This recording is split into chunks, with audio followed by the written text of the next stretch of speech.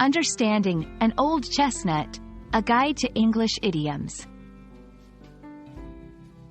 Hello everyone. Today, we're going to explore a fascinating phrase in the English language, an old chestnut.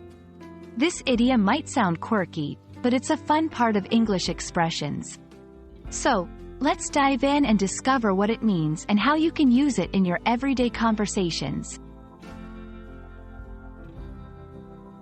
An old chestnut is an idiom that refers to a story, joke, or idea that has been repeated so many times that it has become boring or annoying. The phrase suggests that the story or joke is as old and familiar as a chestnut tree, which can live for hundreds of years.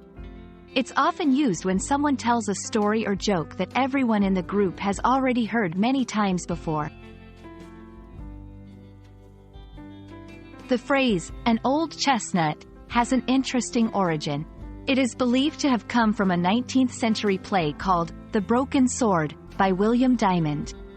In this play, one of the characters repeatedly tells the same story about a cork tree, which another character mishears as a chestnut tree. Every time the story is told, the listener exclaims, "That old chestnut." This expression then entered common usage to describe any overly familiar story or joke. When can you use this phrase?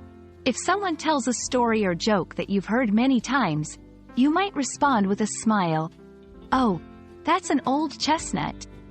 It's a light-hearted way to acknowledge that the story or joke is well known. However, be careful with the tone you use. It should be friendly and playful, not dismissive or rude. Like many idioms, an old chestnut has variations and similar expressions. For example, you might hear "that old yarn," which has a similar meaning.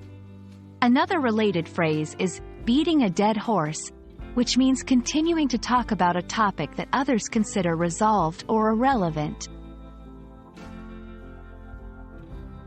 And that's all about an old chestnut. We hope this video has been informative and adds a fun idiom to your English vocabulary.